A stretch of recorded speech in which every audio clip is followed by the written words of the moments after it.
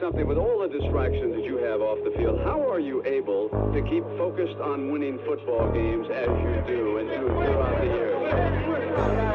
When you have great coaches, then after you have great coaches, you get great players. You have a great organization, and you tell them one thing: just win, baby.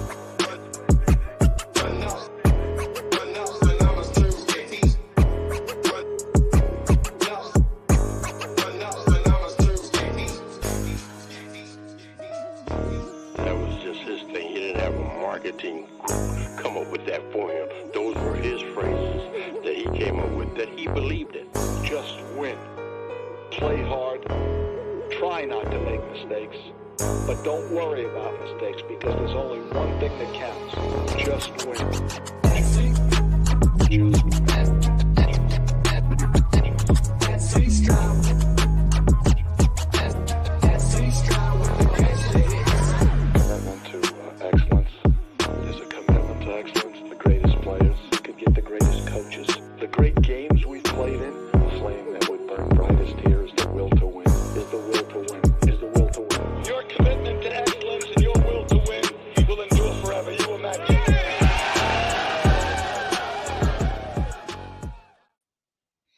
Yo, welcome to another episode of the 241 Nation podcast, man. I'm one of your hosts, the SC RaiderTwuan, aka your boy Eric, man, and got it right this time again. Two weeks in a row, my boy, man, the other half of the 241 Nation podcast, my boy RaiderTwuan in the building. What's good, Twuan? Hey, what's good? What's good? Y'all know what I say every time, and I still mean it. Two brothers for one nation, and y'all know it's the Raider Nation. Blessings, everybody, and the congregation. It's a fact, man. And shout out to everybody that's here so far, man. Hopefully, everybody's having a blessed week so far. Hopefully, everybody's having a blessed day so far. And of course, you feel me? Everybody has a blessed weekend as well. But shout out to everybody that's in here so far. Let me give a shout out to who's here and so far. Shout out to Lakers in 5. What's good? Robert Penna. What's good in the building? Raider Paul. You already know what it is. Let me get it out real quick. Let me have this. Yeah, yes, sir. You already know what it is. Shout out to Yes, Al's sir. Ghost in the building. What's good, Ray Love? What's good? What's good? Him too, man. You already know. Egalitarian, what's good? Good to see you. Hope all is well, man. My 2 cents. You already know, man. What's good? SoCal South. Salute. Jeffrey, what's good? Good to see you guys, man. And shout out to everybody in here, man. Hopefully, everybody that's coming in slowly but surely, man. Twan, how you feeling, man? How you feeling? Man, I can't complain. It's another day. Be able to breathe and inhale and exhale is always a blessing. So definitely count your blessings today if you have not. It's a fact, man. It's a fact. And we got a couple things to talk about today, man. OTA started this week, which of course was voluntary, but there was a lot of people that showed up. A little bit of people that didn't show up, but majority did show up. About 85%, I would say, showed up in the building. But besides that, we also signed somebody. I don't know who he is specifically. That's why I didn't really want to touch up upon it, because I don't really know anything about it. I think it's just a cat body. I know it's a receiver. I forgot his name already, but that's another news. But the most important news is obviously what happened? You talking about the wide receiver Alex Bachman? Yeah, whoever he is, I don't know. From the Giants. Yeah, he came over from the Giants. Yeah, I don't know nothing about him, bro. All I know is he's a cat body, bro. He ain't making nothing. And I think that's what it's going to end up being. I think he is a count body. He is a veteran. Mhm. What I saw from the tape, there is some things there, but there's a lot, and we're going to talk about it today. But there's a lot of competition in these rooms, and I think that's just adding even more bodies to that wide receiver room. Yeah, and we could probably. I mean, there's a lot of position battles on this team. I mean, one notably is the quarterback, which obviously we all have our eyes on. But of course, with OTAs underway, we know that the training it's getting closer to the actual training camp, and it's getting closer to the 53-man cut roster, which eventually we will give our predictions, not now, but we will key on the position battles today. There's a lot of position battles across the board, from quarterback to even you could even say some may even say the defensive tackle room, the defensive end room, the safety room, the cornerback room, and so on. I still believe that we're not done in free agency. Obviously, the June 1st cuts need to happen, which is obviously next month in about a week and a day, or like a week, about a week pretty much. We'll see that money allocated to us, and I feel like some of that money is gonna go to free agency, and then the other money is obviously gonna go for extensions. But before I continue, let me shout out to Willie Wayne. What's good, man? Robert Pena in the building again. Shout out to Willie Wayne. Raider Paul says AOC look good on the targets and Minshew look good on the play option passes. And this is coming from Raider Paul, y'all. Like if y'all don't know Raider Paul, he wasn't really too excited about the quarterback, Right, and right.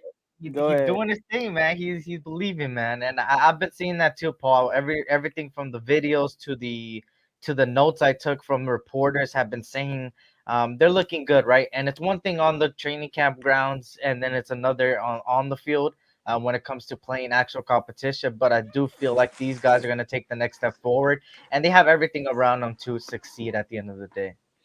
But shout out to everybody, man. Defense looks fire. That's a fact, man. That's a fact. Shout out to everybody coming in, man. Everybody's coming in. Good to see everybody, man. Hope all is well. Um, but yeah, let's get straight into it, man. Let's just get straight into it, man.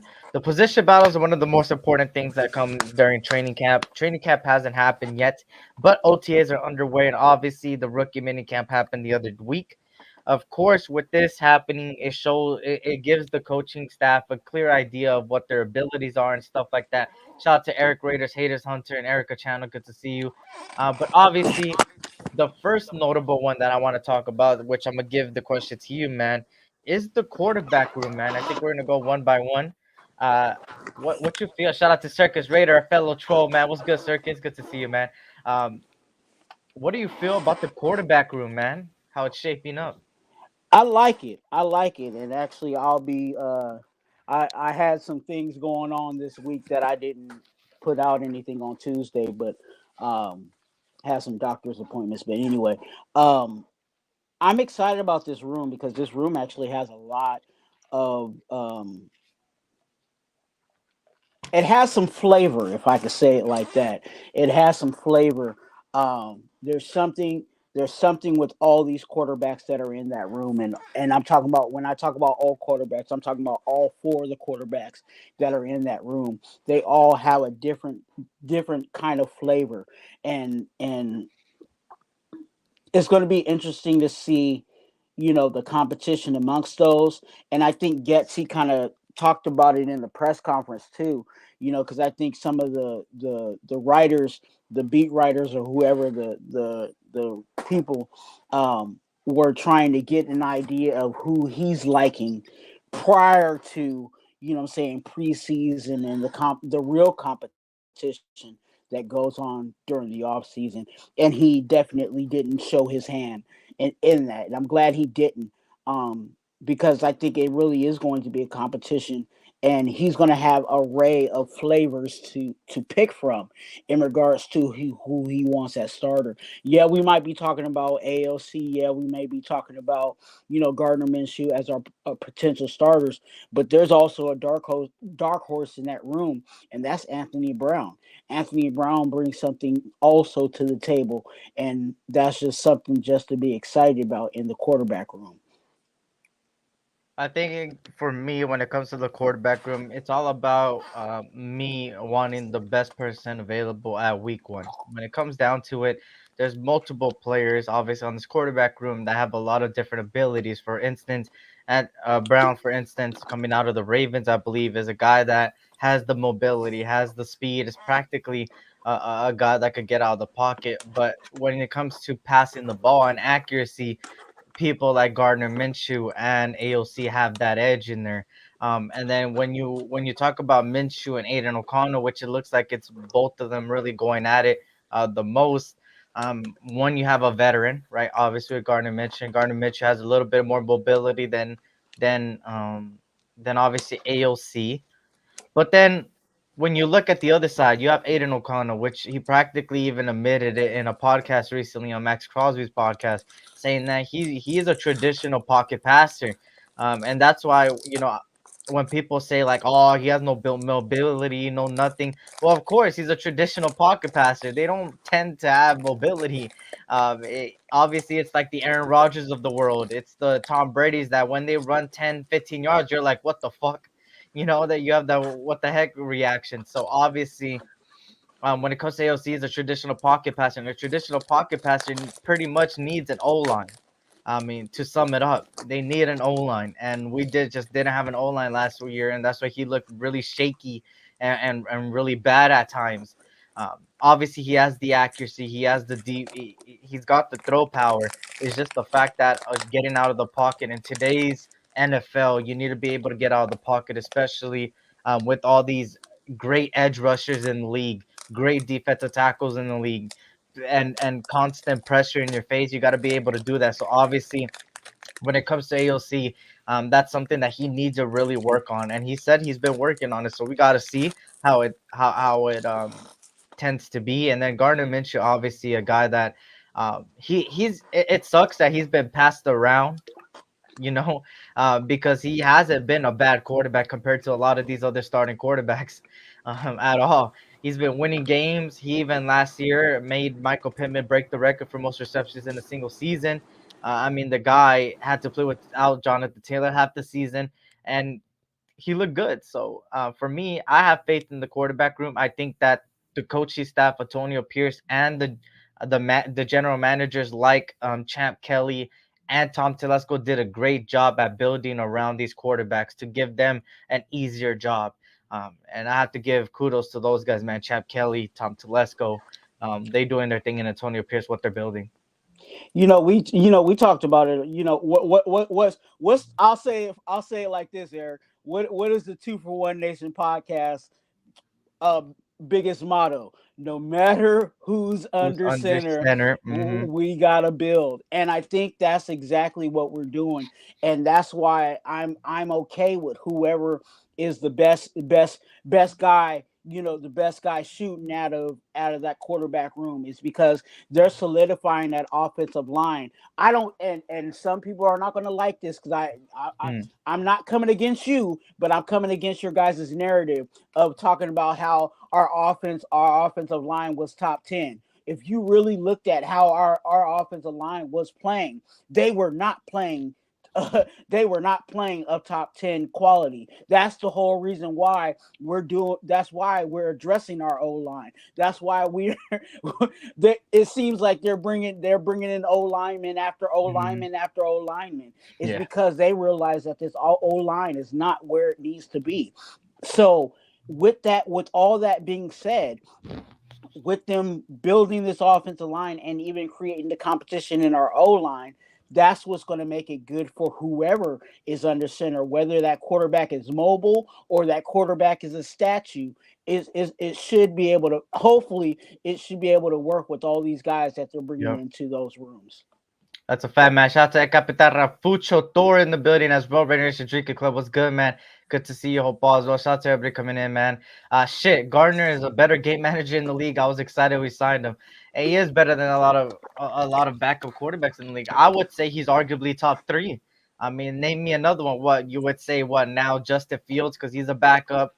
I mean, who else besides that? I mean, I can't really think of no one. So for me, obviously, shout out to Desert Raider coming in building too, man. If you guys can't hit that like and subscribe if you're new, man, both channels, both the description. Also helps out the push out the live, man, when you like it more. So we'll greatly appreciate it. It's free. It's who free. who who Zach Wilson? Yeah, it's like Zach Wilson. Like, there's not really a good backup quarterback. So for me, Gardner Yeah. Minshew AOC is one of the best 1-2 in the league, in my opinion, just based on not quality. Like, how would I say this? Like, obviously, you have your Patrick Mahomes, but who's behind Patrick Mahomes if he goes down? You don't really know. That's the point. For us, we got two people that could complement each other, that both could win you games, and both have good abilities, right? I wouldn't say amazing abilities, out of this world abilities. But obviously, the Raiders are built for competing. They're built for bringing back the culture, and they're also built on, how do I say this? They're also built on making the quarterback job easier. And I'm gonna continue to praise that. I know I sound like a broken record continuing to say that, but that's the reality of it. And they went that route, right? They could have obviously went the Jaden Daniels route. They could have went to go trade for Justin Fields. They could have done this, that, and the third. But instead, they said, "Hey, we believe in our quarterback room. We believe what we got here. Let me build the team so these guys could go out there and have the best chance and possibility to reach their potential and reach wins." And that's what it matters, right? But obviously, Circus says here, one question I still have is if Andre James quits his part-time job as a matador, doesn't matter if our Sens constantly get beat. I know Twan's liking this comment because Twan is not a fan of Andre James. Man, don't get me started on. Yeah, hey, those that are on RaiderTwuan channel, go ahead and flood the chat with what I call Andre James. You know what I'm saying? And I think that's the reason as to why I think we got that dark horse over there on the left guard side. You know, potentially that's going to slide into that spot eventually. Um, and that's that's what we're hopeful about, and I think that's the building of our O line, right? Mm, Um, and I think that's the positive of that. Also with the quarterback situation, and you talked about it, Eric, because I was actually going to get into that. I'm kind of glad, that we didn't go. mm. I was on the mode of not really going for Jake Daniels because the price was Yeah, just way too high. But I'm glad that we went the route of actually building the roster and rolling with the quarterbacks that we have. We're yeah, actually, with that being said, we're actually giving Aiden O'Connell a fair shot. You yeah, know what I'm saying? To really see what he's really about. You know what I'm saying? He has the opportunity, and I'm not saying he's gonna play. I'm not saying he's gonna play all, the whole season, because again, he might get beat out in training camp, but he's getting that shot at being that starter and really seeing what we can get out of Aiden O'Connell. Then we can move on from him. It mhm, seems like a lot of organization. It seems like even us as fans, we'll throw a quarterback out there. He doesn't play well for one game, and then he's trash. We just need to go ahead and trade him, release him, and all of that. It's like we're so quick to cancel these guys, and I think we need to get to a place where we kind of see what this person's about, and we're actually doing that this year yeah. with Aiden O'Connell specifically. That's a fact, man. And obviously, I think there's three people. We obviously know Audrey James is gonna be the starter for center. They praised it a lot, unless they go 360 or something. But obviously, when it comes down to Audrey James, there's three people fighting for that position alone. And there's obviously Jackson Powers that could play that position. Dylan Parham could play that position. And obviously Andre James. Maybe I'm missing another, but those are the three notable ones. And let me give a shout out to everybody coming in right now. Raider Felon was good. It made sense to build the team first, and if it fails, all you need is your quarterback, and that's a fact, man. That's a fact. Shout out to Alfredo in the building. Was good, man. They're saying Android negative 3,000. There you go. Shout out to everybody, man. Raider Ryan was good. Raider Ryan, good to see you. Hope all is well.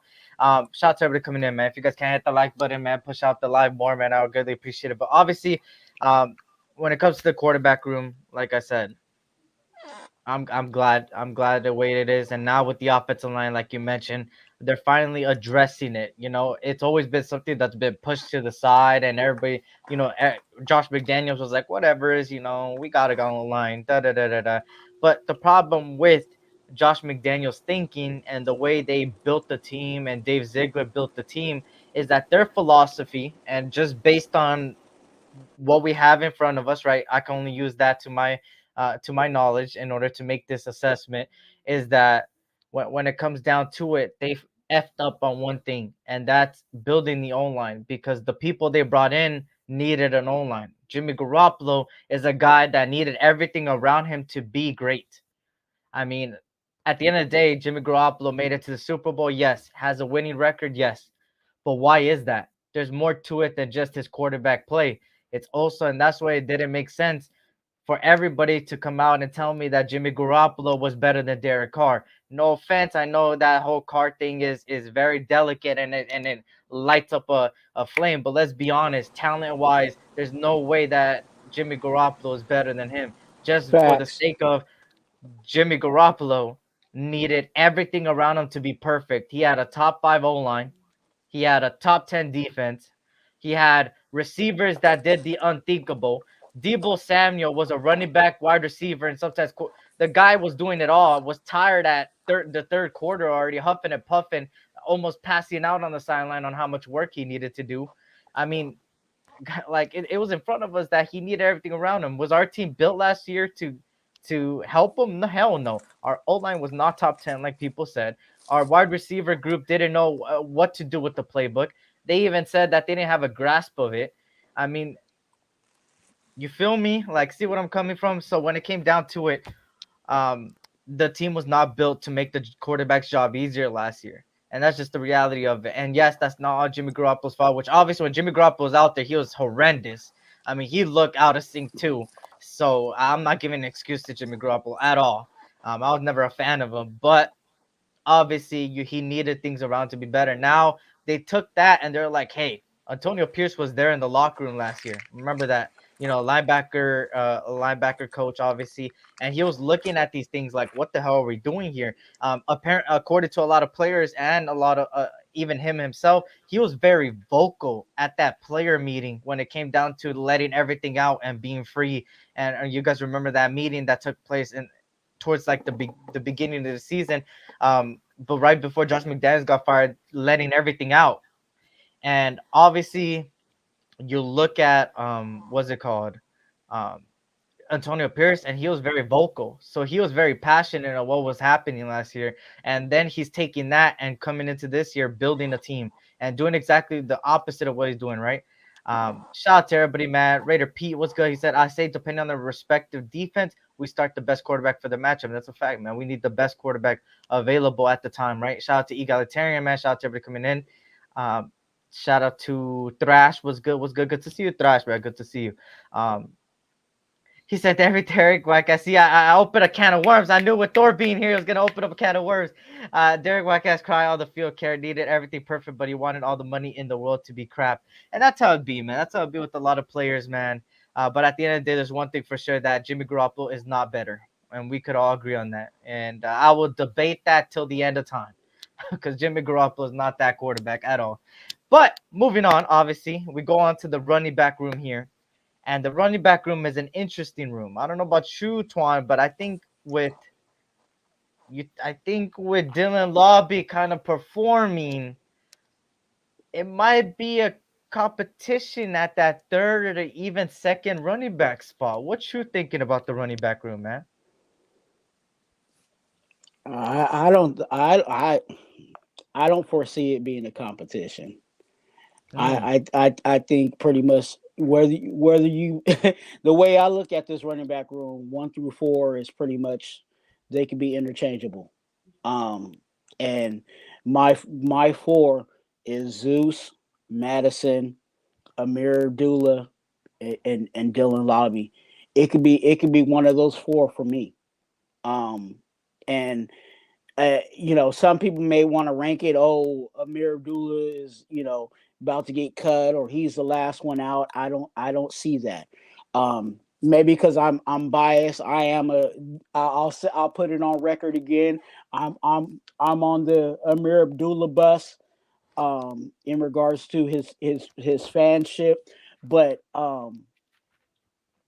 I think this offense is going to pull out a lot of things in regards to our running backs. I think defensively a lot. They're not going to be looking for our, if you line up in that 12 personnel that everybody's talking about, I think the last thing that you're looking for is going to be from our running backs. And I think our running backs are going to surprise, a lot of defenses. And Dylan Lobby still has to grow. Dylan Lobby still has to, he's a rookie. Let's put that in perspective. Even though there's talent there, you have to put it in perspective. And I think he's going to be able to learn from a lot of guys that are in that room, especially from a guy like Amir Abdullah, because Amir Abdullah was a featured back at one point, and now he's a third down back. So he can teach them all that, in regards to the game. So that's where I stand in regards to the running back room. And that's why I think it's interesting, because it's really muddied down. who can you really say, clearly is like that starter running back? You can't tell. It could be Madison. You know what I'm saying? It could be that number one. I think when it comes down to it, I think you look at these different type of running backs, they all bring a different atmosphere to it, right? Zamir White is one of those guys that's a very straightforward runner, right? Obviously could break tackles on occasion, find the open hole and stuff like that. Then you have somebody like Madison that was a good second running back in the Vikings, and when he had to step up, he stepped up.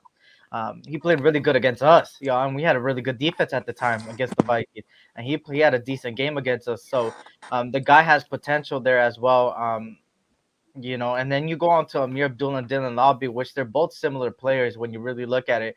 Both pass catchers, both able to run the ball, have a little bit of speed, all those different significance. If this was last year, I would have said somebody like Amir Abdullah, Madison, and alone those two guys would obviously have the job secured. Just because I remember Josh McDaniels preached a lot, veteran over the rookies.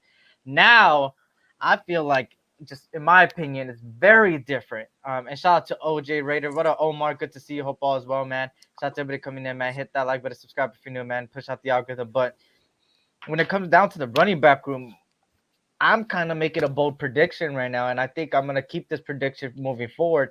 I think Dylan Lobby ends up being the third running back some way, somehow. I think he will get more burn than Amir.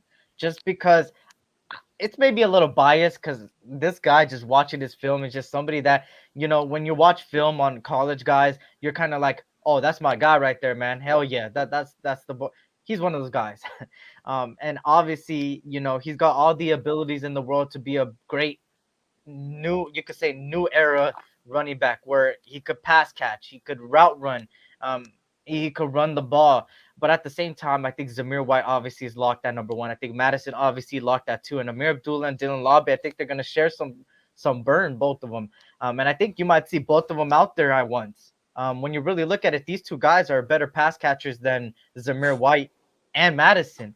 So when it comes to a empty set, you might see Amir Abdullah on the right side of the quarterback, Dylan Lobby on the left side of the quarterback, and then Brock Bowers, Devontae Adams, Trey Tucker. You might see that out there at times, bro. And that's how much we have here. And I love the way they built this running back room, man. If there was one thing about the running back room, you have to, if you're gonna build it by committee, you need different guys to do different things and play different roles.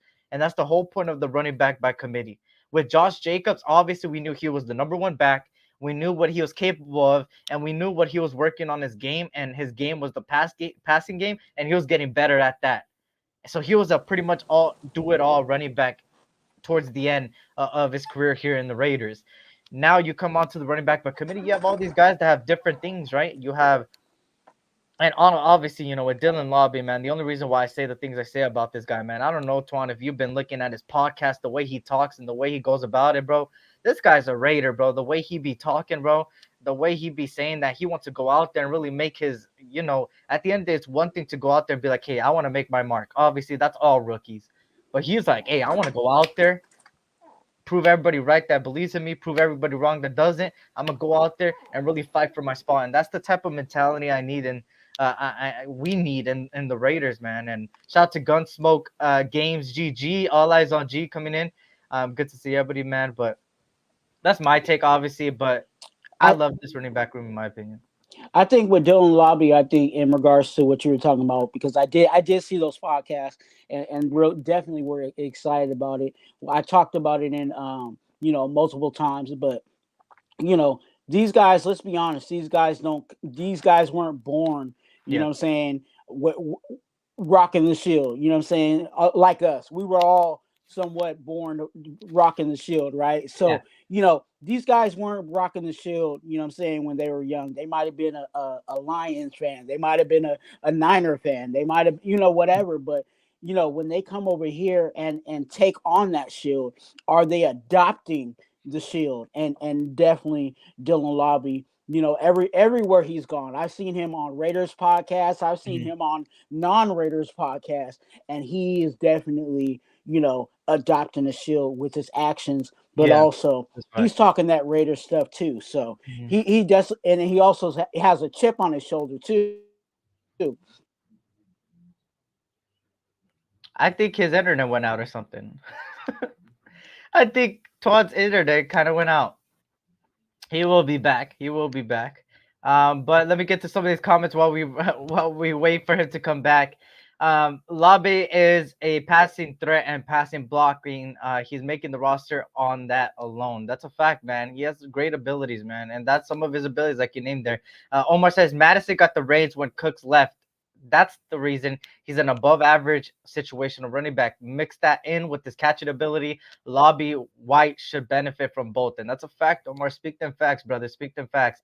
Um, Thor says young, hungry rookie players who are cheap are always great to have getting that work in. And that's a fact, Thor. When you have hungry guys like that, they end up making the roster. And once they pan out, bro, you don't have to pay them much, bro. And that saves a lot of money. And not only that, that also secures another position on the team. And that's the beauty about rookies, right? When they pan out, it's the best feeling in the world because it's like, you got yourself a dog. You don't got to pay too much right now. And on top of that, you don't got to worry about that position. And that's what it's all about, right? Shout out to Daniel Berry Sports. And Twan's back. Twan's back. Let's get Twan back in here. Let's get Twan. What's good? What's good? You could continue. I know probably your thing cut out or something. That was it. That's I'm just saying that was a positive. You know what I'm saying? That's a positive. He's adopting what we're cooking over here, and I think we got something good over here that we got on the menu. Facts. So shout out to everybody in here, man. Everybody coming in, man. Hit that like button, subscribe if you're new, man. If you're new here, there's a 2 for 1 Nation podcast every Thursday. Now pretty much 3:15, 3:30ish p.m. Pacific Standard Time every Thursday. We'll greatly appreciate the love and support, man. Appreciate everybody in here, man. The 40 plus in here, man. If you guys don't see somebody, they're probably on the other channel, man. We're simulcasting on 2 different channels. The SC Raiders Talk and the RaiderTwuan channel. So if you don't see somebody, it's probably because they're on the other channel, right? But Circus says Andre J's got his revenge.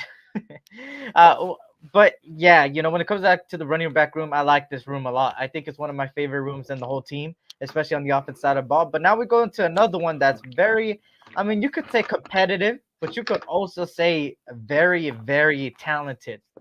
And that's the wide receiver room. With I would get to the O-line, but I want to get to the O-line until after the wide receiver room. The wide receiver room, obviously, just some notable names on the wide receivers: Devontae Adams, Jacoby Myers, Trey Tucker, Michael Gallup, Jalen Guyton, DJ Turner, Wilkerson, Alex Backman, Griffin. These are some of the wide receivers on the team, man. Talk to me about the wide receivers, man. Man, that wide receiver room, I'm still trying to figure it out myself, man. I'll tell you where I got six. I already got six, and the six that I got there is Devontae Adams, Jacoby Myers, Trey Tucker. Okay. Gallup. Okay. Guyton. Okay. That's 5. Mm-hmm. And then that last spot, I got DJ Turner. Okay. Mm-hmm. And it seems like they keep bringing in guys. There's some guys on and even the UDFAs, like the Keaton guy. You know what I'm saying? Tulu Griffin. You know what I'm saying? Those guys ain't no joke either. So it's going to be interesting how those last 2 spots fill out, because DJ Turner definitely can get, but the way, and I'll say this, the reason why I said DJ Turner is because the way that our special teams coach spoke about him, I think he's very high on DJ Turner. And if the special teams coach can, throw somebody in there and say, I need him on the 53, it might be DJ Turner. So yeah, that room, it is we got some speed there, and we got some guys that know what to do. You know what I'm saying? In regards to veterans, it's not I don't think there's going to be too many young guys in there outside of Tucker and maybe you could throw in DJ Turner still as a young wide receiver, but I think it's going to be just a veteran. Everybody knows what they need to do. Everybody knows where to get open. You know what I'm saying? When plays break down, all this stuff that a veteran would know in the NFL, these guys know. Um, so yeah, that wide receiver room. It's looking good, man. Shout out to Raider Ryan, man. I am looking forward to seeing what Malcolm Kuz could do this year. Excited to hear his embracing, being confident, being a leader, and helping rookies out. Hey, Raider Ryan, we're gonna get to the edge rushes right now. We're gonna go defense right now, bro. But I'm very excited about a couple of these guys on that defensive line, man. Shout out to Raider Nation Drinking Thor, man. He says Trey Tucker about to get off this year, man. Trey Tucker, I mean, all he needs to work on is a little bit of his hands and a little bit of his route running, and then this guy is gonna be a fucking special player, man, a very special player. You can't teach speed, you can't teach football IQ, you can't teach learning, and he's got it all, man. He's got those abilities. So those alone is gonna make him a if he gets to that potential this year, bro, which I think he can.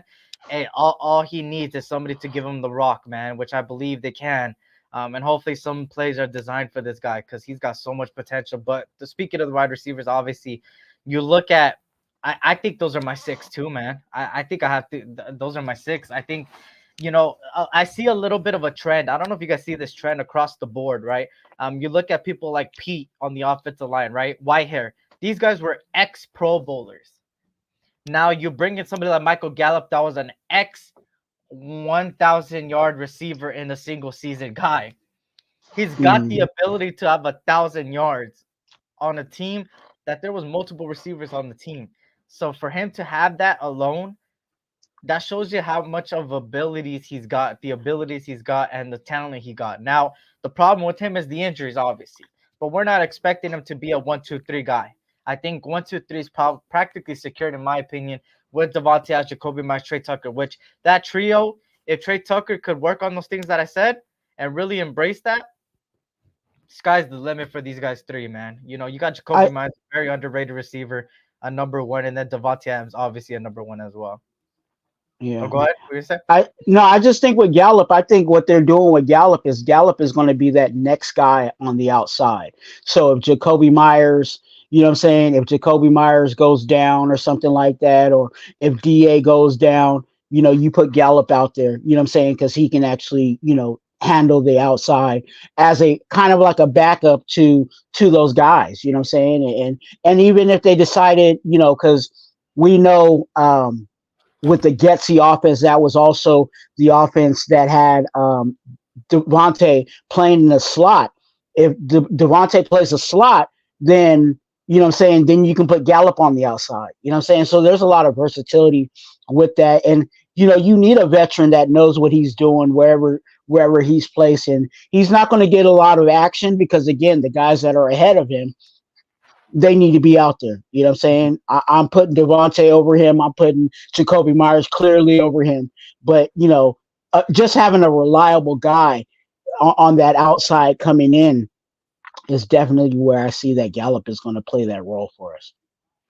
Facts, man. Shout out to everybody coming in, man. Fast as fuck talk showed great flashes last year. Him and AOC were training this entire offseason. And I don't know if you guys peeped the AOC one. I watched the podcast just yesterday, I believe. Great podcast, by the way, man. I mean, I keep getting insight on our team every time I watch it. But when it comes to AOC, he said he's been training with a lot of receivers lately. He said that one of them that he's been doing consistently with has been Tucker, I believe, which is good. Which is good because when you got a running back by committee that has so much potential, and if they could get going, and you have an offensive line that could give you enough seconds to let the receiver run his route and have you have the ability to throw it downfield, man. When you got a Trey Tucker guy, man, you got to be able to give him the ball when he's wide open on the deep routes. And at that point, man, you're going to see us blow the top off defenses like nothing. And I'm glad he's working on that, man. And I'm glad that they're learning.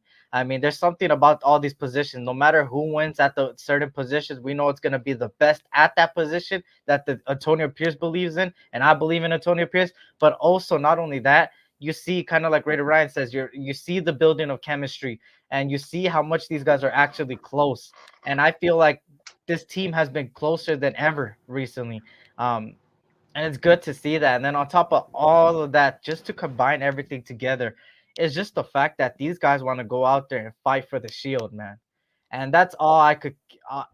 One of the main things I always look at when I look at these positions, man, is that the fact that um, they want to play for the shield. They're finally realizing. Well, I want to say finally. Some of these guys already knew, but like the obviously last year the whole culture was kind of let go. It was kind of pushed to the side, but this year it's getting brought back, and that's what it's about. When you play for the shield, when you know what you're playing for, not only are you playing for the Lombardi, but when you play for the Shield, it's a different type of playing for. You know, obviously you got other teams, right? People are playing for the Eagles, people are playing for the Vikings, but their culture is not like ours, and there's no other team that has a culture like ours where we're always the outcast. We're always the guys that we don't care what you think. We're gonna go out there smack you in the mouth, and if you don't like it, we're gonna smack you again, right? And that's the type of team and culture that we're building here. And I'm starting to see it with all these guys, the way they present themselves, the way they talk, the way they're trying to learn. A lot of these guys, you know, nobody has an ego. That's the problem right now. I mean, the problem there was last year, there was such an ego in many of these players. Like, I mean, somebody that I was wrong about, Marcus Peters. I mean, the guy just wanted to go out there get a paycheck. He thought he was just badass already. He didn't need to prove anything else. And then you have people like you know, Josh McDaniels had a little bit of an ego. Like whatever he goes about it, he goes about it. And if you don't like it, you don't like it. So for us, obviously, there's nobody on this team that has an ego. You're listening to people like Tyree Wilson. You're listening to people like AOC. They're saying that they're learning from other guys, even in other positions. Devontae Adams has been coming up to AOC telling him, hey, this is how you could do better. This is how we go. This is how we go about things. And he said, hey, I love it. I love being taught that. And that's the whole point of this team. And that's why no matter who wins in the positions, I'm glad that these guys are taking what the veterans give them, and also vice versa. The veterans are learning off of other people. And that's how it's supposed to be. When you have that chemistry and that love for each other, you will do anything to back them up and have their back. And that's what you need on the field. So I don't know. I'm excited just talking about that. I'm sorry I had to go on a little bit of a tangent, but shit, I'm excited for football this season, man. Hey, look, you're talking good stuff, and you talking the truth. You know what I'm saying? You talking that, like I say on my channel, you talking that Raider gospel. And I think, in regards um to Tucker, I think he's out there, like you said, he's putting in the work. And the one thing that we saw from Tucker, you know what I'm saying, with AOC is the deep ball. You know what I'm saying? And yeah, like when you nitpick some of those deep balls that were thrown to him, yeah, they need to clean it up. But guess what? They're working on that. You know what I'm saying? So I'm excited about them working on those things and tightening up the chemistry. You know what I'm saying? If you ask me who I want at quarterback, I think I'm rolling with AOC this year. But having that connection with him is definitely is going to build what we're trying to Yeah. get to and work for. So yeah. Fact. Shout out to Raider Riot says we are so stacked on offense. I think Trey Tucker will be unaccounted for, and with him and AOC practicing together in the offseason, you already know, man. Let me put it. That's a fact, man. Just trying to get to the comments real quick. They are building that chemistry. That's a fact. Build it, and ships will come. But Minshew is starting though. I feel that. Shout out to Cool Kev. What's good, Cool Kev? Good to see you. Raiders Rebel. What's good? They not like us. They not like us. They not like us. There you go, man. You already know what it is. I go like that might be. I go like I might be playing that every time we like play. Like every time we play, even preseason, I might play that song every time right before, man. Shout out to Freddie Chavez in the building as well, man. Good to see everybody coming in, man. If you guys can and you're new here, man, got 55 plus in here, hit that like button. Subscribe if you're new, man. It'll push out the algorithm free and all that. And if you like what you see, hey, subscribe, man. You feel me? We do individual shows and shows together every Thursday around this time at 3:15 p.m. Pacific Standard Time, 3 p.m. Pacific Standard Time, around there, 3:30 usually. So we'll really appreciate it, the love, man. We appreciate the support. And of course, I see more people, man. You know, what's good, Rebel? Good to see you, man. Good to see everybody in here, man. Hopefully everybody's having a blessed Salute. Hopefully everybody's having a blessed week. You know, so far a blessed Thursday. But we're just going through some position battles. Let us know, y'all. We're going by line. We already talked about the quarterbacks, running backs, wide receivers we're on right now. But now it's time. It's one of my favorite positions that I want to see who wins at certain positions. the offensive line, the backbone, I believe, besides the quarterback, the backbone of the offense. Whatever the offensive line does, the offense will follow, because the more of the pass protection, run protection there is, the better these players will play and give them the ability to go out there and really show off. So, talk to me about the offensive line. Where do you think people have secured a spot? Have they secured a spot? And who's competing for what position? I think, and I'll just break it down like this. I think our starters are Colton Miller, Okay. um, JPJ. Unfortunately, Andre -3,000. Hopefully he can, hopefully he can, saying get right with the get right. Mhm. Um, I'm putting Parham at right guard where I think he really belongs. He actually played that in college, and I think he'll be even more comfortable over there at right guard. And then right now I got Mumford. I think Mumford's that guy at right tackle. You know what I'm saying? I can't, if you ask me who I can really hang my hat on at right tackle, it's gonna be on Mumford. I can't wait for Wagner to get it right. You know what I'm saying? How long have we been waiting for Wagner to get it right? Um, and we'll see what he does in preseason, but I think Mumford has the job right now. Okay. After that, I think Glaze is definitely going to find a spot um, as a backup. Um, Pete, backup. You know what I'm saying? White hair, backup. I think they're taking 10. I think they're taking 10 guys. Um, Mhm. on that line. Now how they do that, how they put whoever they put in behind those first five, is up for interpretation. Do we really need, and that's the question. Do we really need a backup center? You know what I'm saying, just to sit? Or could we say, hey, JPJ, if Andre goes down, you're sliding in, you know what I'm saying? And we take an extra guard, you know what I'm saying? I think they'll figure out those numbers, but I think they'll carry 10 offensive linemen. Okay, that left side is gonna be deadly if JPJ stays at the left side. Hopefully he comes back healthy too, because he did get banged up at OTAs, but I don't think it's nothing too serious. I think it was just a little bit like a knock, you feel me? Shout out to Raider Rebel. The whole O line is flipping nasty work in the grass. There you go, man. Raider Rise says I think Andre James needs to step it up and anchor that offensive line. And here's the thing, and Twuan might hate me saying this, but I believe that What? with the zone scheme, he will play better. I think with the zone scheme, he will be better. But is he going to be a lot better in elite center? No. Okay, I'm not saying You that. you know what? And I think and I hate to say this, but I think you might there might be something there. I really do, because in the zone scheme you're moving. You know what I'm saying? You're you know what I'm saying? You're not anchoring and going forward. You're kind of sliding to the left or sliding to the right. And Andre James is a I would say an athletic offensive lineman.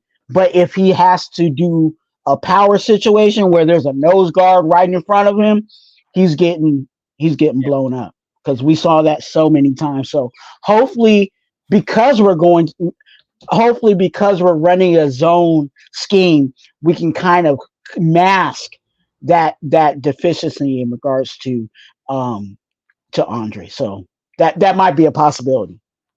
I think he'll have a better season, man. I think especially with the competition being there, knowing that there's JPJ and these guys, it's gonna make them play better. And then the zone scheme obviously is gonna make them play better. I think the whole problem last year was practically the offensive line coach and pretty much the scheme that they were running. It was a scheme that a lot of these guys weren't familiar with, so it kind of made them play bad.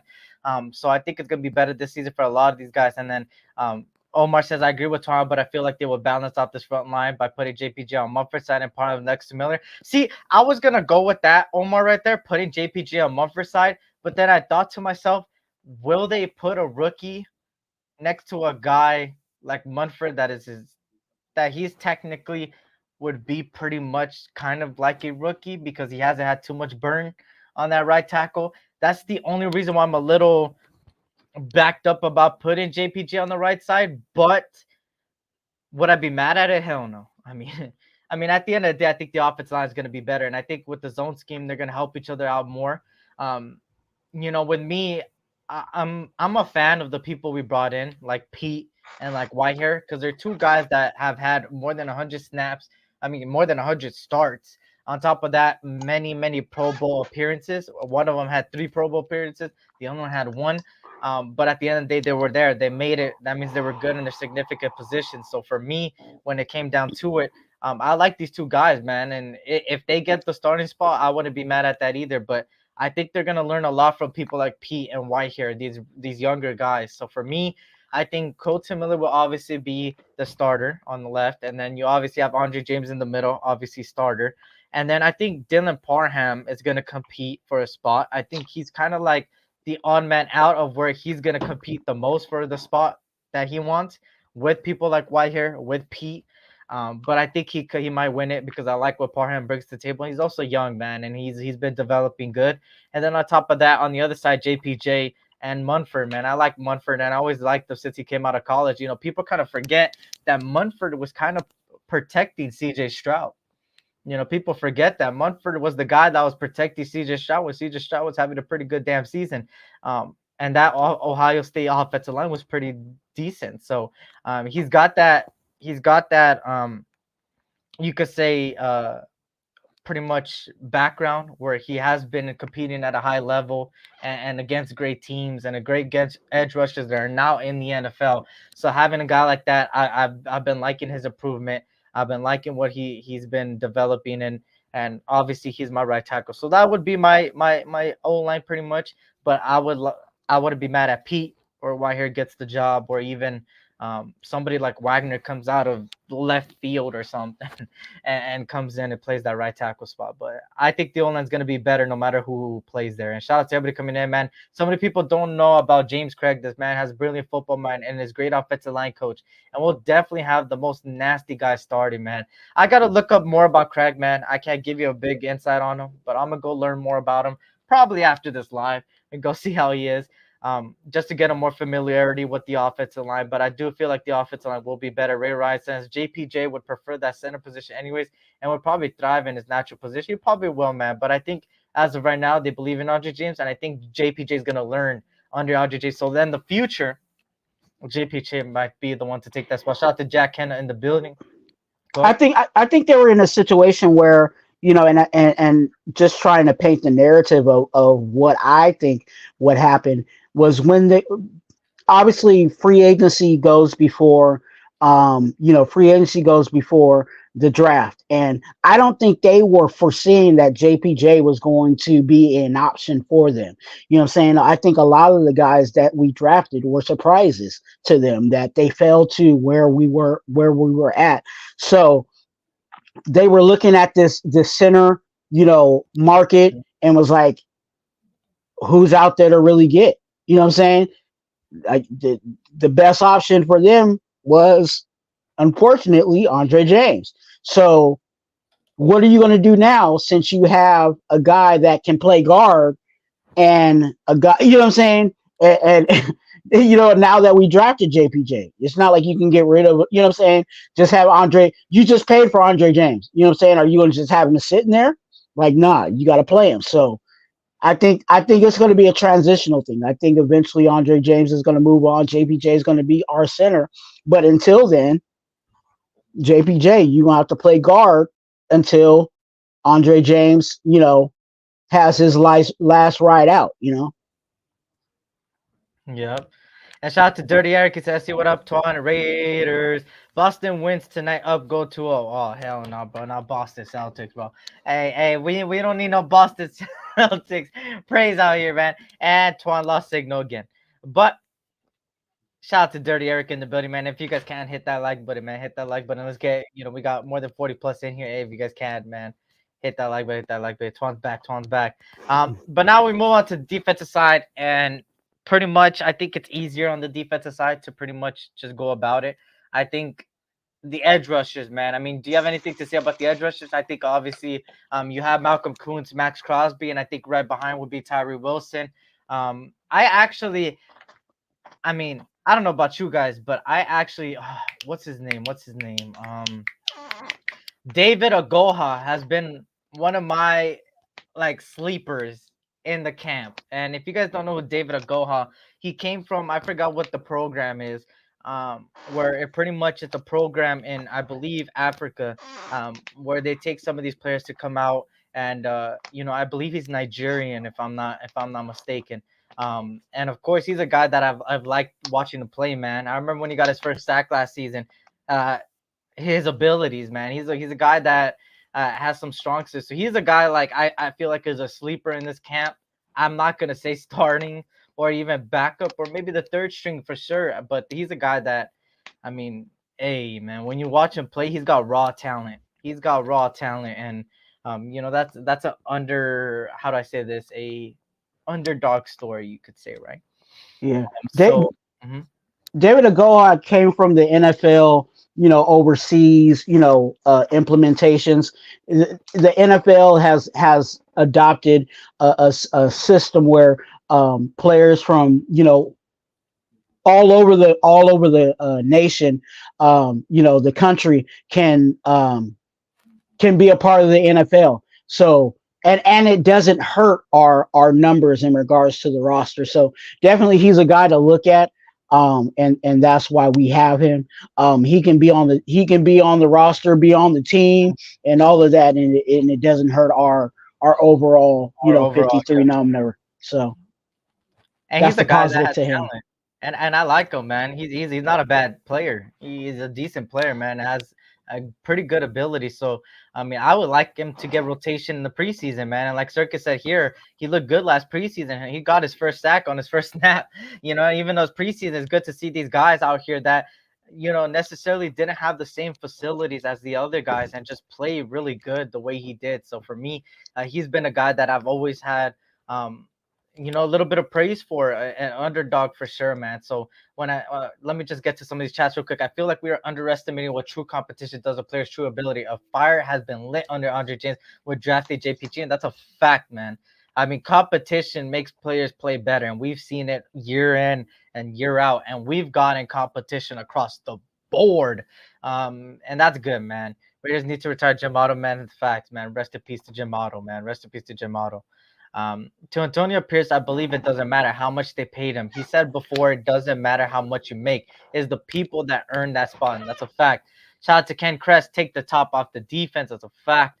Shout out to you, man. You already know what it is.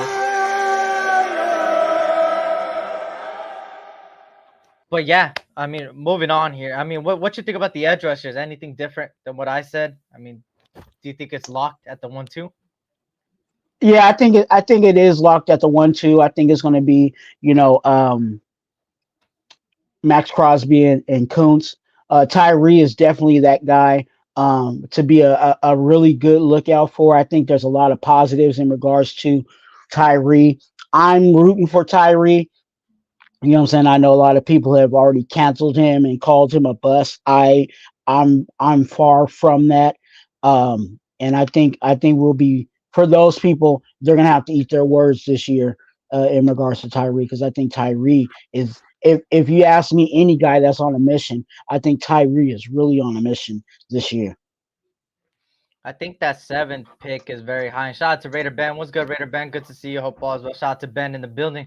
But yeah, when it comes down to Tyree Wilson, he's a guy that I said hasn't played up to the 7th pick, which is not his fault. They got picked in 7th, but 7th overall. But I will say he hasn't lived up to the expectation. But obviously, I have to see this year how he does. I'm glad that he's bulking up and taking what Max Crosby gives him, and he's taking it and literally showing us that he's actually doing it instead of just talking. So that's good. He's been working on his craft. That's good to see. I mean, that's all you can ask from a player, right? Hey, learn.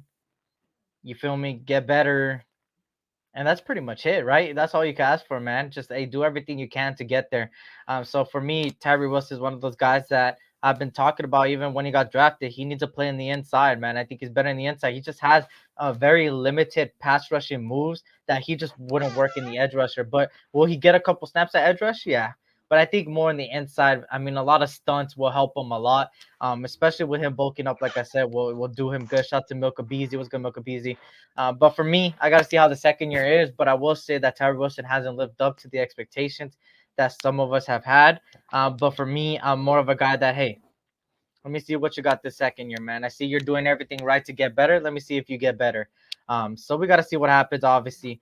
And then obviously the 1-2, Malcolm Kuntz and Max Crosby. And I think Malcolm Kuntz, man, is one of those guys you got to lock down in the beginning of the season and extension wise, because at the end of the day, he's a guy that is showing improvement, that he's not doing it for the bag, that he's doing it for he has a lot of praise for his teammates. He's got great chemistry with these guys. He believes in Antonio Pierce. And at the end of the day, if you pay him now, the edge rusher market is going to get reset next year. And if it's higher next year, you got to pay him more. And then at that point, you got to start questioning, is he worth it? Is he not? And yada, yada, yada. So for me, I think obviously he's one of those guys that I think that post June 1st money might go to him in some type of extension. I would say give him a 3-year extension.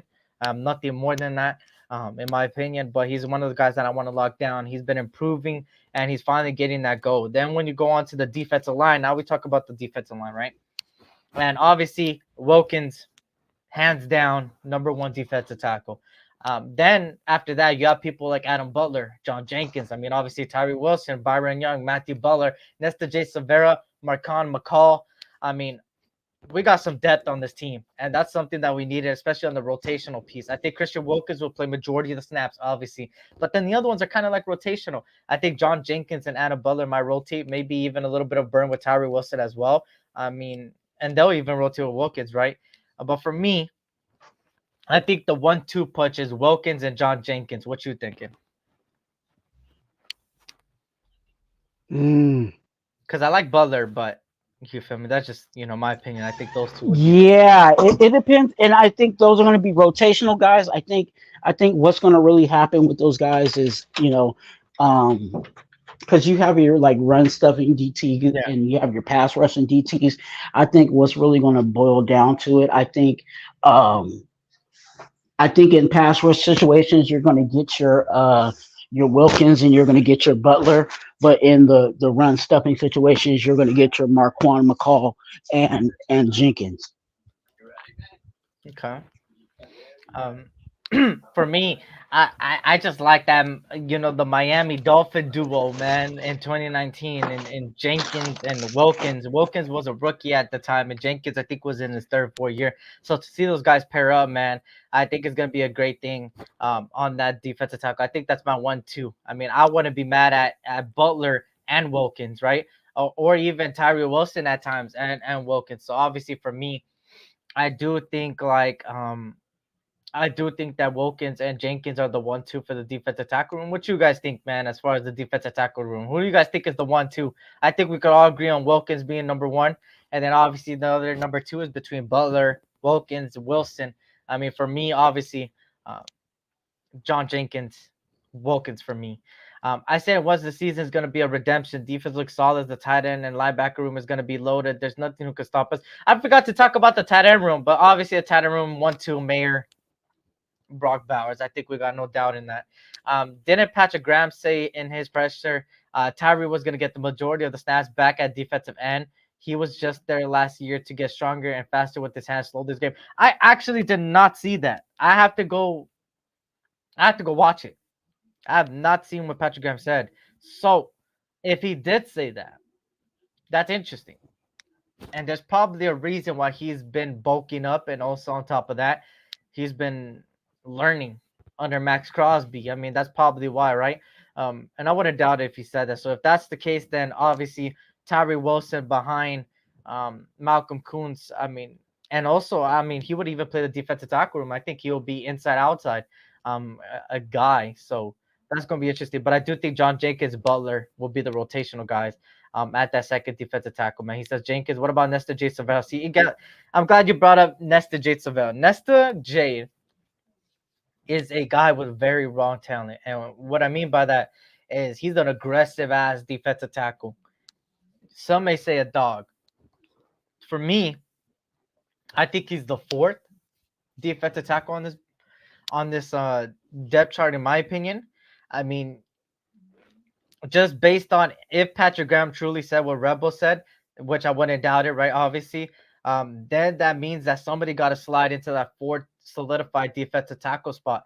And you have people like Byron Young, Matthew Butler, but for me, Nesta J. Severo, in my opinion, has the potential to be above those two guys in Byron Young, Matthew Butler, to be the second defensive tackle behind Wilkins or the third one.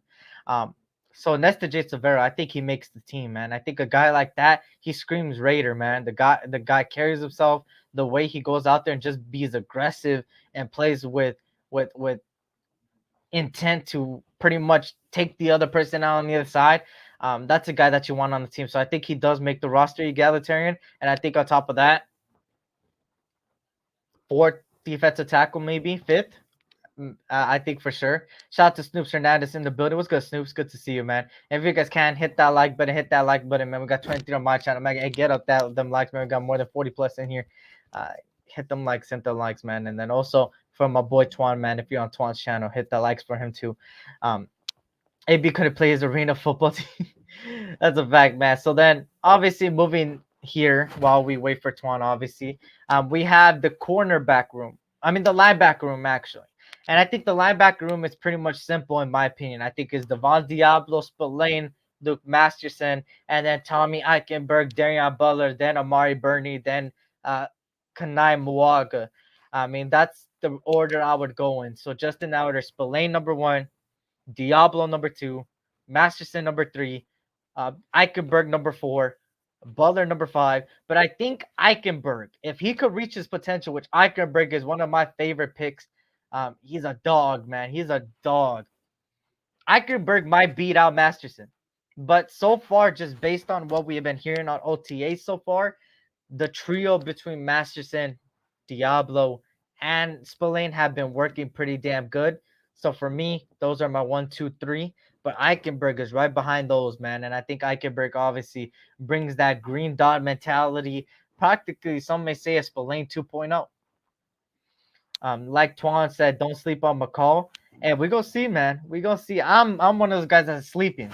I'm one of those guys that's sleeping. But I mean, hey, one of these undrafted guys might come out of left field and be like, hey, I'm here to stay. You feel me? There's always that one or two that shows out, right?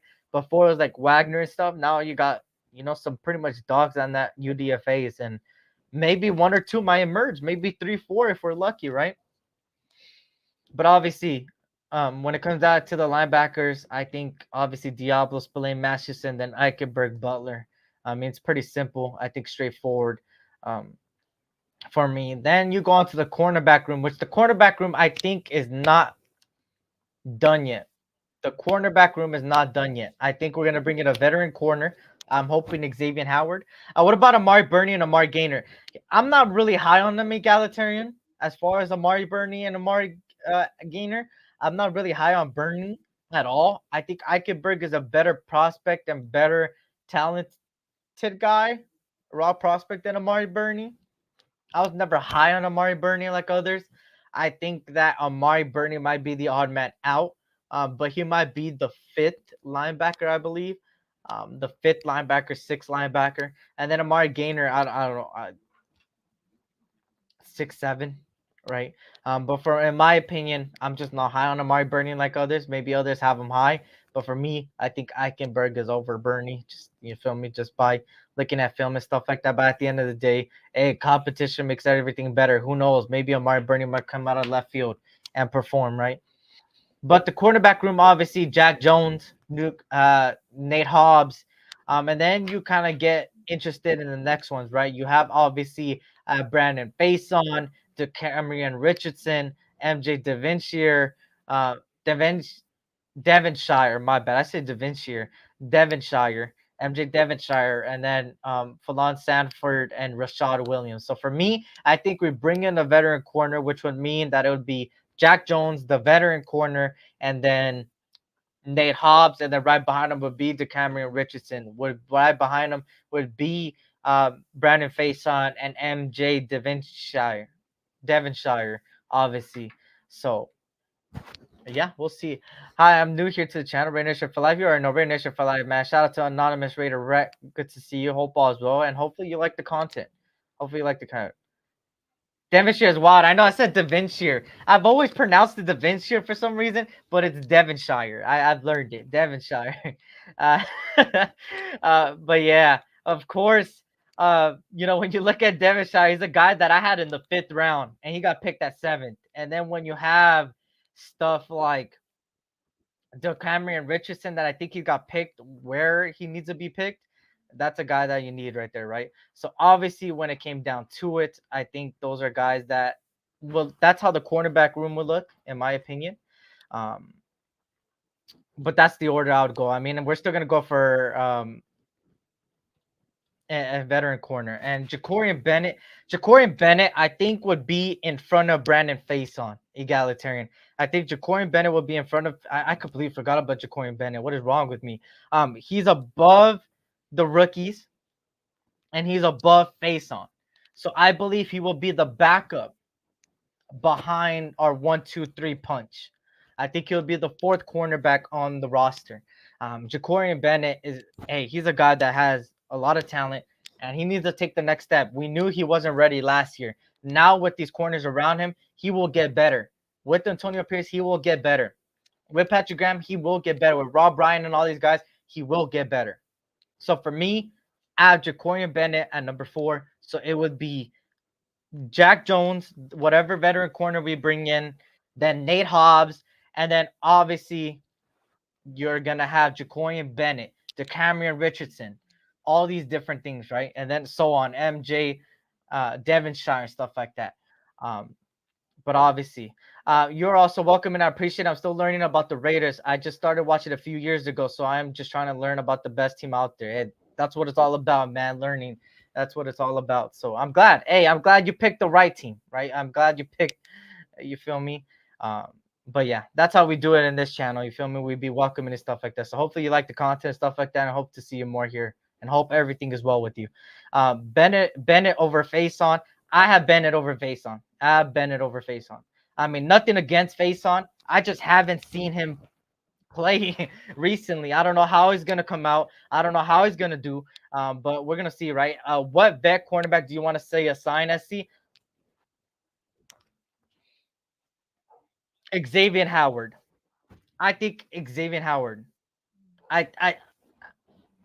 Howard, bro.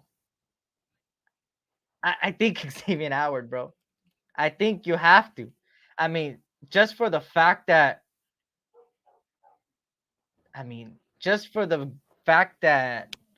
him and Wilkins were teammates. You feel me? There's that familiarity, and then he's a guy that could bring a lot. He's everything against Faison. He's brutal as fuck, man. I feel that, man. But I think that Xavier Howard, I would go for, man. Heck yeah, I'm excited to see AOC start, man. AOC, he has everything around him to be good, man. And I'm rooting for him as much as everybody should, right? Sebastian Gonzalez says, sub SC, been busy. Hey, it's all good, man. Good to see you, Sebastian. Had to pop in and salute to my bro SC, man. Salute to you. I appreciate you. And hopefully everybody's having a blessed week so far. I have my co-host. He kind of left for the 2-for-1 Nation podcast. For everybody that's new here, the 2-for-1 Nation podcast is every Thursday with my boy RaiderTwuan on 3 p.m. Pacific Standard Time, around 3:15 p.m. and 3:30 p.m. Pacific Standard Time, around there. And then obviously I have my individual show on Tuesday, 6 p.m. Pacific Standard Time, 9 p.m. Eastern. That's my individual shows. But I can't wait to see the year's games. I'm going to try to make a couple. I'm going to try to go to Vegas. LA is up in the air just because on the dates that the LA, I've always been to every LA game. So it sucks that if I have to miss it, but I'm hopefully make it again.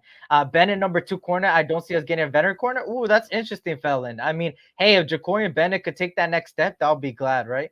Hell yeah, Xavier Howard. That's a fact, man. If Faison is starting, we in trouble in that secondary. That's a fact, Omar. That's a fact. But the good thing is the defensive line makes the cornerbacks better. The defensive line makes the secondary better.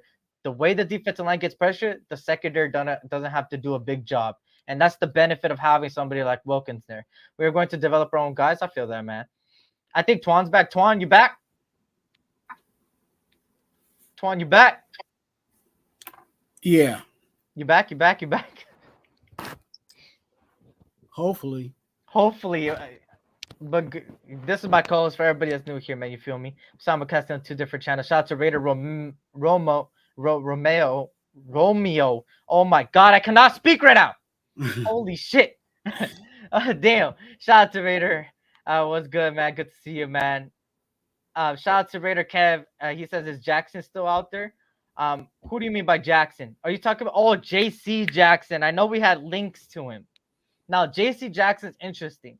I kind of had my take on JC Jackson. I said that he won't work good on any other system besides Bill Belichick's. But if there's one thing for sure about our team is that no matter who we bring in, they're gonna play to their full potential because of the coaching staff we have and the coach we have. Our coach out there is gonna make sure these guys play at a high level and play for the shield. And JC Jackson, one of those guys that needs somebody to kind of like Jack Jones, right? Hey, play, go out there and ball out, and that's the type of thing, right? Um, I'm actually, Eric, I'm actually high on I'm more higher on Gilmore in this situation. I think JC Jackson is kind of like okay, I'll take him if he's like a second or third option for me. I think between, because I think there's two Jacksons. I think there's a Dory Jackson and then there's, JC Jackson. So I would actually take Gilmore or Dory and then JC. Just my personal preference.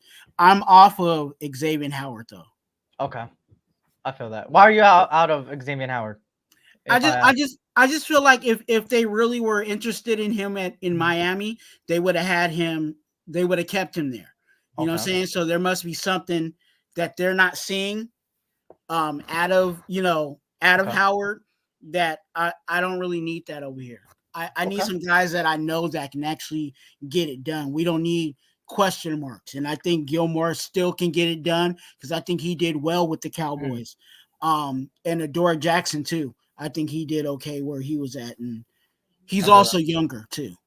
I feel that, man. Black and Great out in the building. What's good? Good to see everybody coming in, man. Hey, hit that like button, man. I greatly, greatly appreciate it. And I appreciate everybody coming in, man. And if you're new here, hit that subscribe button if you like what you see. I believe that face up behind JJ on the roster, which I thought was weird. It was weird, in my opinion. I think it was weird. But I think that's just the first initial thought. We're going to see what happens during those things. The Dory Jackson would be a nice sneaky add-on. Ooh, Dory Jackson still out there? I mean, that's another one. I didn't know he was still out there. If I was Tom Telesco, I would sign Steven Nelson at quarterback. Steven Nelson is another interesting one. JC Jackson is garbage. I haven't been big on JC Jackson, in my opinion. Our corners won't have to cover guys 46 or 8 seconds like to have in the past. With this defensive line, I think they're willing to put something trust in these young bucks. I mean, I would say that take is highly facts, man, because we have a better defensive line. You feel me? So it's gonna look good. Shout out to Tubby Chile. What's good, man? Good to see you, Chile. Hope all is well. And Dory Jackson did play under Graham. That is correct. But obviously, JC Jackson, aka just Crab Jackson, you're not drafting 3rd and 4th round run cornerbacks just to bring in vets. It's a waste of draft capital. I would feel that too, man. I mean, I think our cornerback room is just missing one more veteran, a cheap veteran, right? Just to bring knowledge, help the young guys out even more and stuff like that. Steve Nelson and Dory Jackson are my top 2 picks at quarterback. I mean, having those 2 guys still out there is kind of crazy. So I think we're going to make a signing post June 1st. Next Thursday, when we do this 2-for-1 again, one of our talking points is going to be who should we bring in? Because June 1st will hit that following week. So it's going to be interesting. But now to the final position, the safety position. What you thinking, Twuan? Any competition or is it 1-2 again?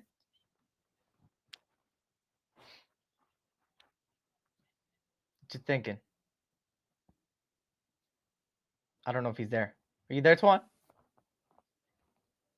I don't think he's there. I don't think he's there. Shout out to Jaime. Saludos, mi buen amigo Eric SC. What's good? Good to see you, man. Hope all is well. Saludos. But obviously, when you come back to the safety room while we wait for Twuan to come back, you have Trayvon Merrick, you have Marcus Epps, which I think is 1 and 2. And then right behind him, I have, in my personal opinion, Trey Taylor, Isaiah Palomau, Chris Smith. That's my order. Trayvon Merrick, Marcus Epps, Trey Taylor, Isaiah Palamau, Chris Smith. But I think Isaiah Palamau is going to be more on the inside, more of box safety in my opinion. So for me, obviously, I think that would be my thing. I like Trey Taylor, man. I don't know about y'all, but Trey Taylor's a dog, man. Uh, he's a dog for me. Won the Jim Thorpe Award, best defensive back in the league, in college and stuff like that. So obviously, those are all different things. So obviously, Trey Taylor, I think he will for sure be up there on the depth chart. Shout out to everybody, man. Nutty Raider Nate in the biddies. I bring back Carl Joseph, JK. Shout out to Nutty Raider Nate, man. Good to see you, Nate. Hope all as well. Good to see everybody, man. Trey Taylor will have a great preseason. We'll get some playtime, man. I feel that Morick, Epps, Palamau, Trey Taylor will rise. It's gonna be hard to pick a 53-man roster this year, and whoever doesn't make the roster, some teams are gonna get some sneaky good players. That's a fact, Raider. But we got so much depth, man. The real Trey way. I feel that, man. Shout out to everybody, man. Bring back Nathan Peter. Go. We could see a safety drop in the box. Yeah, 100%, bro. In Patrick Graham's system, you're gonna end up getting somebody drop in the box, and I think it's somebody like Isaiah Palamau, 6'4", 4'3" guy, pretty much. I believe he's a 4'3" guy. I'm not or 4'4", something like that. 4'4". 6'4" guy, a guy that has been playing. I'm a USC fan, obviously, and I seen somebody else talk about the Dodgers. I go to Dodger games. I just don't have the dates. I'll go to Dodger games. I've been at Dodger games multiple times. I'm a Dodger fan, so I'm gonna go again before the season ends again, and hopefully I go to a playoff game again. I went to a playoff game last time. I mean, a heck of experience. But speaking of like my other teams, USC is my team, and when I watch Isaiah Palamau play, I always said he's gotta be in the box. He has to be in the box. His best position is in the box. I've been saying it since he came out of college, and then when he made the transition and you seen him in preseason kind of get burned at the safety position in the backfield, I was like, that's not his position. His position in the box. And when they started playing him in the box, he looked better. That's Isaiah Palamau's best position, is a box safety. So that's where he needs to be. Besides that, I think Epps, Merrick would be 1 and 2. And I think they really need to step up to have a true secure position next year, in my opinion. Because people like Trey Taylor, Chris Smith II are guys that are coming for those positions, man. And I have a lot of faith in those two guys as well. Shout out to everybody, man. I see everybody yelling Raiders. You already know what it is. Let me play it for you guys.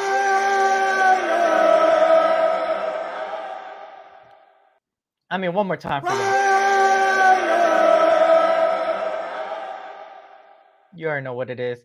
But obviously, I think Twuan's internet is kind of cutting off a lot, and we're kind of coming to the end. Hopefully, he comes back before we end. But obviously, when you look at these things, man, I'm very interested to see how the position battle works. I mean, some notable key dates, which actually I'll show you guys something, man. Key off-season dates for you guys just before we leave and stuff like that. Let me get this for you guys on the screen so you guys can see it physically too.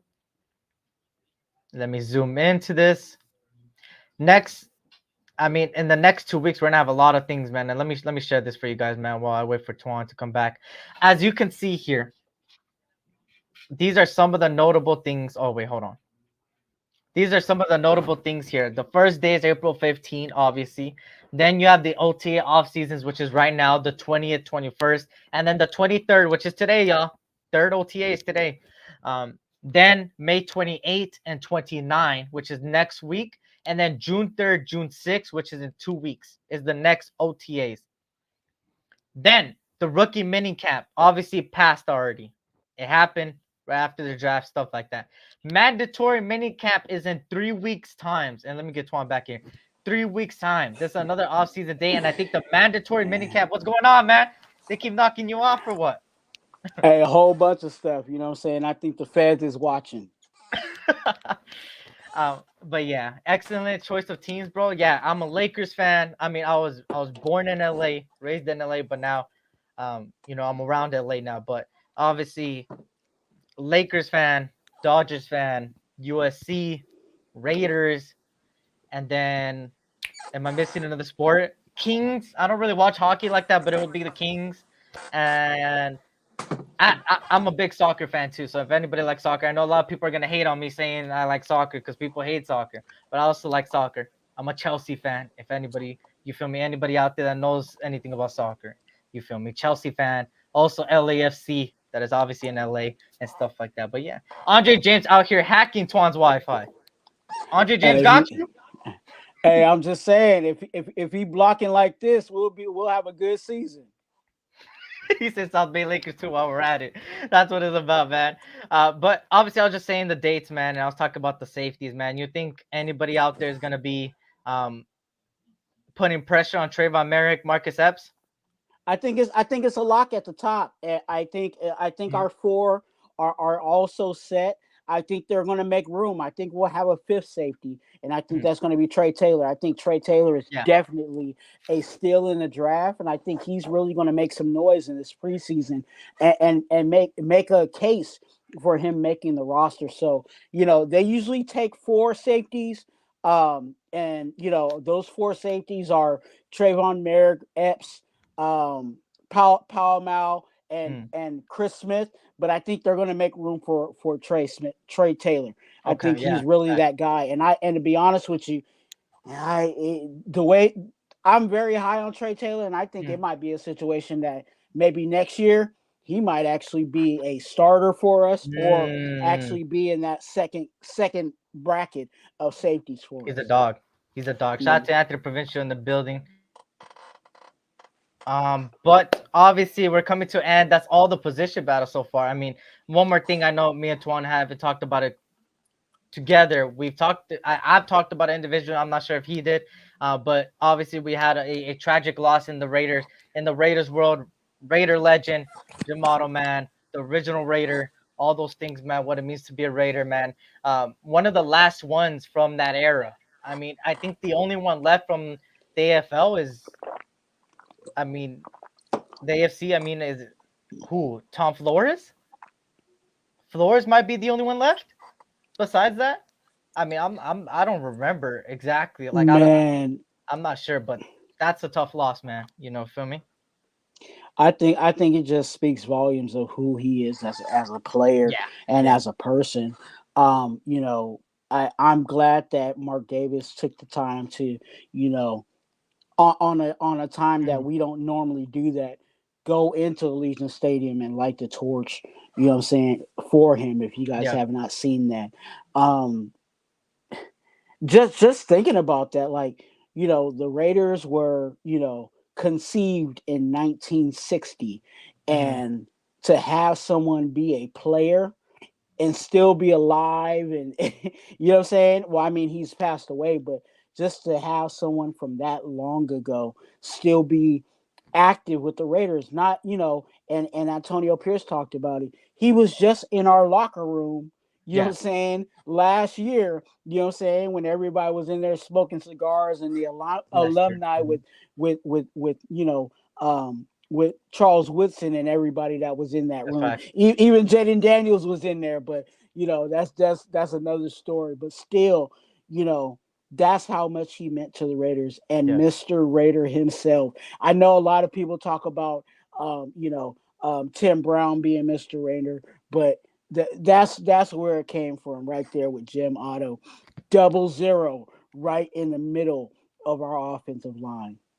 that's a fact, man. You gotta retire that number, man. That's a fact. I mean, nobody really wears it, but you gotta retire it. But besides that, man, I'm just glad that last year in November I got to watch a game in Vegas, and I didn't get to meet him, sadly, but I got to see him. You feel me? He was at the game. It was the Jets game, I believe, and right there, you feel me? I got to get a video of him. Right, hold on, right there, man.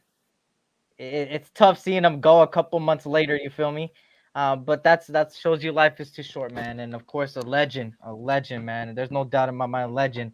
And there's no argument there. But rest in peace to him, man. I had to say that before we head on out, man. Hey, let the people know, man. Individual shows, videos, shorts, anything you got coming up, and where they can find you. Okay, stay tuned, stay tuned, stay Mhm, tuned. RaiderTwuan mhm. on YouTube. Definitely, if you guys are on the SC, you know what I'm saying, Raiders Talk, definitely come on over to RaiderTwuan and subscribe. I'm trying to give somebody some free shoes. And in order to do that is to get to 500 subscribers by week 1. We are actually moving and grooving. I think we're about 25 away from 400, and then we're really going to make a mad blitz for 500. So we can get you guys a lucky subscriber out there a pair of black Air Forces. So definitely come on over to RaiderTwuan and subscribe. Tuesday, I will be, hopefully, I had an appointment, emergency appointment Tuesday, so I couldn't do a live, but hopefully this coming Tuesday, I'll be breaking down specifically my thoughts on this quarterback room and some more in depth of what I see in regards to our quarterback room. Some interesting things to really look at, and like I said earlier, there's some flavors there that definitely are worth taking a look at. So come on over to RaiderTwuan and subscribe. Be an organ donor, and like I always say, you're a blessing. Be a blessing to someone else. And shout out to Prez coming in a little bit late, but good to see you, man. You're alive. Hey, hit that like button, subscribe if you're new, man. And again, shout out to everybody, man, that makes everything possible, man. Shout out to my boy All Eyes, man. Of course, you guys see behind me. You feel me? Behind me. Not like behind me jersey wise, but behind me overlay wise. You see my boy All Eyes working magic, man. And shout out to my boy Prez and all these guys that helped me behind the scenes, man. I really appreciate you guys. Cool Kev, all these guys, man, and Terrence and stuff like that, man. And good to see everybody, man. Good to see everybody. Go out there and go hit that follow button to them as well, man. On Instagram, Raider Resistance.